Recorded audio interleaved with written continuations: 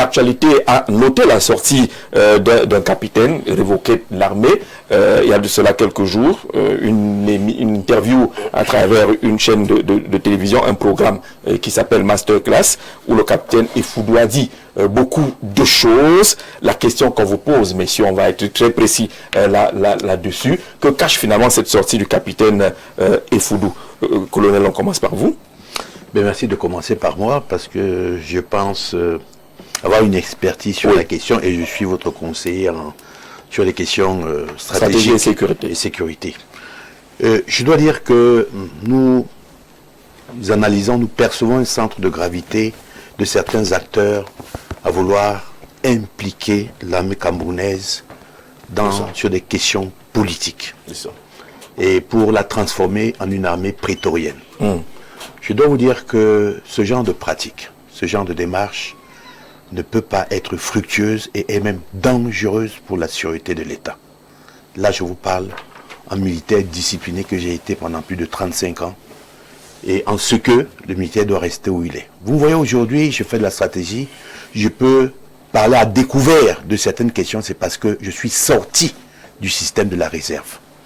Le constat fondamental d'un soldat, c'est fermer sa bouche, le devoir de réserve. Ça, c'est fondamental.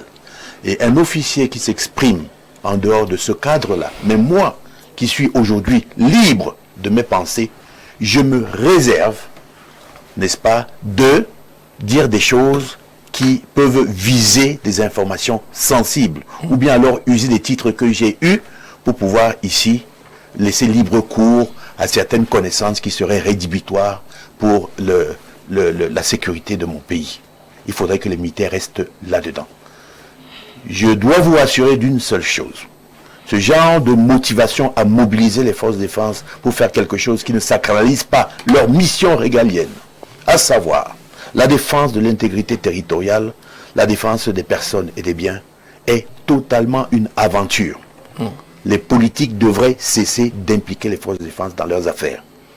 Et cette communication qui va de tous les côtés, où on prend la parole de n'importe quelle manière dans les armées, c'est strictement interdit. Lorsque j'étais chef de division de la communication, j'avais un mandat pour dire, et je ne disais pas ce que je pensais, je disais ce que la ligne éditoriale m'indiquait de dire. Laissez l'armée en dehors de vos questions politiques. Et ça, je vous le dis en expérience de senior, vous n'y gagnerez rien, sinon une conductibilité du chaos. Alors, vous avez donc un capitaine révoqué. Est-ce que le fait d'être révoqué ne lève pas l'aspect de l'obligation de réserve? Moi, je dois vous dire, par exemple, que j'ai un devoir de réserve. C'est pas parce que je suis libre que je devrais parler de n'importe quoi sur les plateaux. Je sais ce que je dis et je le fais avec un certain équilibre. Et je garde tout ce qui est même secret défense. Vous pensez que sur ce plateau-là, il y a quelqu'un qui soit mieux renseigné sur les choses de la sécurité que moi? Mais vous me voyez ici en train de venir dire n'importe... Non, il faut faire très attention. La question n'est pas là. La question, c'est de garder sa position. Il a eu ses antécédents. Et aujourd'hui aussi, le fait de désacraliser l'appareil politique, et si c'est là, nous ne faisons pas quelque chose de bien. Il faut faire des analyses stratégiques qui sont portées sur des éléments factuels, sur des centres de gravité, sur des idées maîtresses et sur des effets finaux recherchés. C'est cela le stratège. Être capable de prendre un système, même s'il y a des failles, même s'il y a des corollaires qui sont défaillants, essayer de voir en quoi est-ce que l'élément factuel central peut être analysé et donner des réponses. C'est pour ça que nous distinguons, n'est-ce pas, de la jactance et autre chose. Donc, ce qui se passe aujourd'hui, nous avons un officier qui a été certainement déversé pour une raison qui doit être majeure, parce que l'officier est soumis à la sanction pénale, la sanction administrative, n'est-ce pas, et même la sanction militaire, de la justice militaire. S'il est sorti, il est sorti. Qui, vous croyez que dans les armées, n'a pas reçu une quelconque désapprobation ou bien une difficulté particulière? Nous devons servir avec honneur et fidélité. Je dois enseigner ici, parce que cela je l'enseigne, c'est la psychologie du soldat. Elle doit être motivée principalement par 4 piliers. Il y a d'abord le pilier du moral. Il y a le pilier de l'amour de la patrie, qui ne se détache point de l'unité nationale. Il y a le pilier de la fidélité, n'est-ce pas, qui reste extrêmement fort. Et enfin, il y a le pilier de l'honneur. Poser des actes qui restent dans le sens de l'honneur. Ça ne dispense pas un stratège ou qui que ce soit qui a cette liberté d'expression, de pouvoir dire ce qui ne va pas poliment et de proposer une axiologie stratégique sur ce qu'il doit dire. Comprenez-vous? Ce genre de jeu s'est alimenté par une velléité particulière que l'on connaît. Et on connaît cette velléité de pouvoir attiser des braises, pousser des gens à faire des choses qui ne vont pas. L'armée camerounaise va rester toujours républicaine et professionnelle. Et c'est ce que moi, en tant que senior, je peux léguer comme conseil au cadet. Le cadet qui l'a fait, il faudrait qu'il arrête de le faire. Il est l'objet d'une manipulation de certaines personnes qui ont des centres de gravité différents. Nous voyons ici une diversité de pensées qui ne vont pas forcément à l'encontre, n'est-ce pas, soit du pouvoir, ou alors qui va, n'est-ce pas, parallèlement avec le pouvoir. Il y a une liberté d'expression. Mais ça ne doit pas être, n'est-ce pas, la politique au Cameroun, l'influence ne doit pas participer de certaines manipulations où on va mettre des gens devant une réalité qui est délicate au Cameroun. Arrêtons de le faire. Si c'était une velléité qui est caressée par les politiques, par les différents acteurs, qu'ils gardent l'armée tranquillement dans ses missions fondamentalement régaliennes. Nous sommes d'accord, Roger.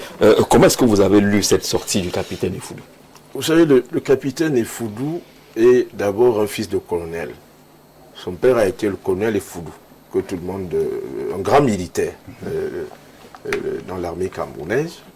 Il a eu la responsabilité de travailler à la présidence de la République dans des services extrêmement sensibles. Et je pense que, en tant que fils de militaire, ceux qui l'ont promu à ces responsabilités voyaient l'image de son père. Maintenant, le soldat, c'est avec honneur et fidélité. C'est un engagement qu'on prend. Est-ce que, vous savez, il a prêté serment. Il connaît les dossiers sensibles. Il est tenu par une obligation de réserve qui ne vous quitte pas jusqu'à la mort. Vous ne pouvez pas travailler dans les services de renseignement américains et vous venez à Yaoundé, vous vous installez pour commencer à bavarder.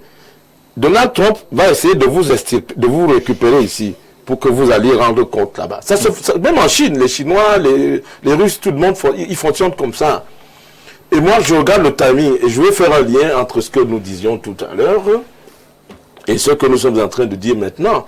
Nous autres, quand nous prenons la parole, ce n'est pas parce que nous voulons défendre ceci. Moi, on ne peut pas m'instrumentaliser pour dire ce que je ne peux pas dire.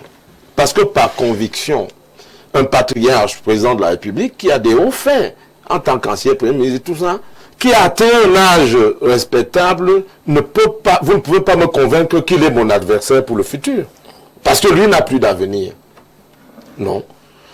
Le contexte précis et le contexte dans lequel le jeune capitaine Effoudou rompt sa réserve pour commencer à entacher l'institution centrale, la présidence de la République, en déclarant un certain nombre de choses, participe bel et bien de ces batailles de succession autour de la continuité institutionnelle dont nous parlions tout à l'heure. Et le colonel Didier Badie, qui est un stratège, a raison d'indiquer que ce jeune homme est instrumentalisé par des gens qui ont d'autres objectifs à atteindre. Moi, j'ai suivi l'actualité, j'ai écouté quelqu'un qui se trouve en Gambie, qui est un ancien compagnon, parce que j'ai cheminé avec lui, qui se trouve en Gambie, qui a dit « Forces armées du Cameroun, venez me récupérer pour me ramener ». Il s'appelle Tiroma Bakari. Lui aussi a convoqué les forces armées pour venir le chercher. Parce que j'ai l'impression que certaines personnes lâches voulaient instrumentaliser l'armée pour rentrer dans ce jeu de massacre qui semble avoir commencé afin d'aboutir au chaos. Mais le chaos, vous n'êtes pas sûr qu'il vous profite. La Révolution française a décapité tous les Saint-Just et tous les autres révolutionnaires. Est-ce que forcément le chaos va vous profiter? Nous traversons une période extrêmement difficile.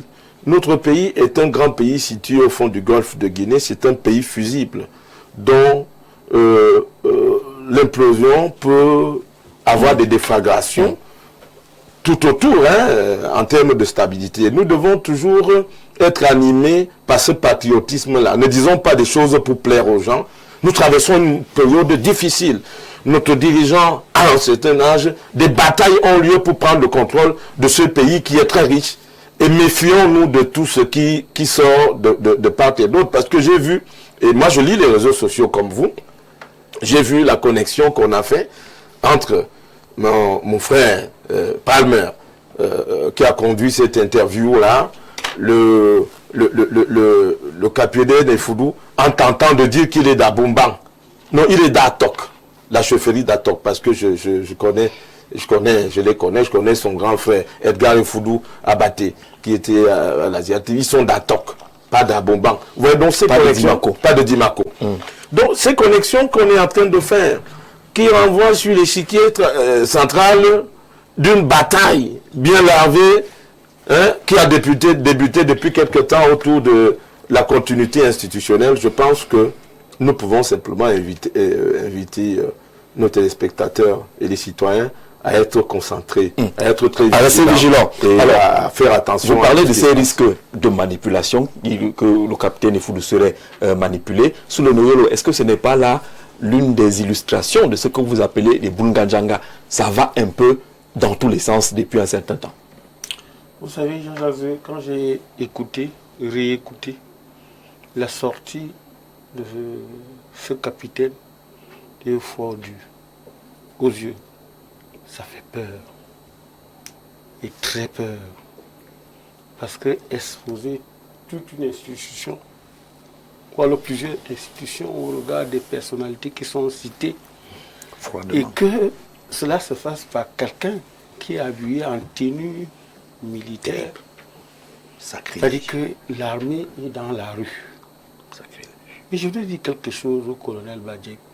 Parce que quand Roger qui évoque la paternité du capitaine, je voulais le voir glisser sur un fait, n'est-ce pas, qui plombe, tue, pourrit le Cameroun, la reproduction génétique des classes sociales.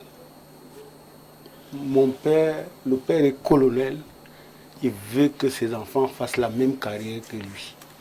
Le père est magistrat, il veut que les enfants fassent la même carrière que lui. Plus d'enquête de moralité, tu seras, n'est-ce pas, capitaine, et ça va. Pire encore, sans qu'on soit soucieux, n'est-ce pas, de la moralité de la personne, on le place où? Au niveau central de la gestion du pouvoir, à la présidence de la République, n'est-ce pas? Et ça me ramène à dire quoi? Quand j'ai évacué la question, n'est-ce pas, de la reproduction génétique des classes sociales, vous avez quelqu'un qui a été à la présidence, qui est en train de truander le secrétaire général. Ils sont deux supposés être les plus proches.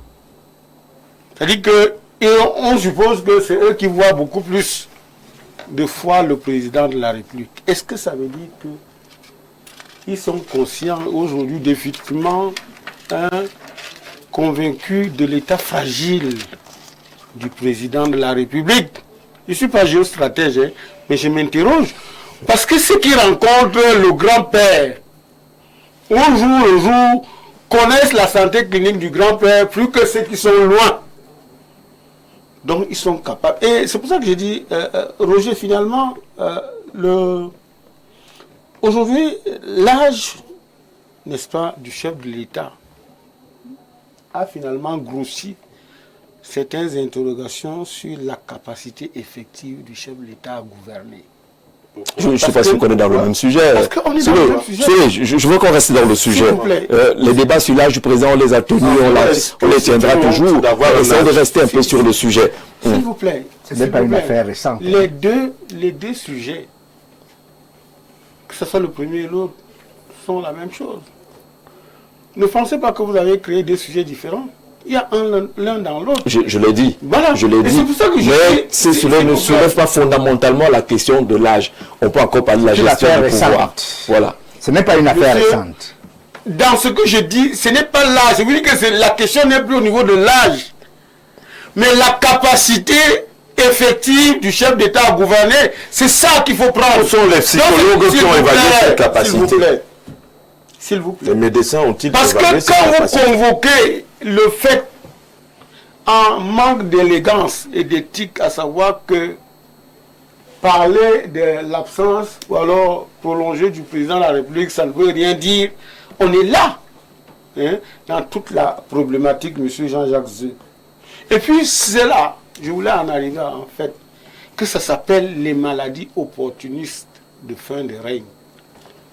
Ce climat, tout ce qu'on observe aujourd'hui. C'est ça qu'on appelle les maladies opportunistes. Parce que maintenant, les propos rapportés par le capitaine... On veut entrer dans le fond des propos. Voilà, c'est ça.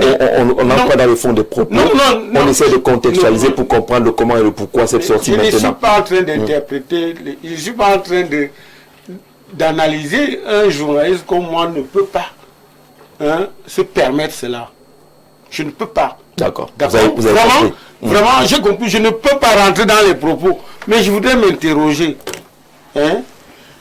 Est-ce que les propos rapportés par ce capitaine peuvent être interprétés comme un signe, n'est-ce pas, de tension interne à la présidence? Première question. Sans vouloir tirer les conclusions sur une crise institutionnelle, parce que je n'ai pas des éléments vérifiables, mais il y a un problème réel. Le véritable enjeu de ces déclarations,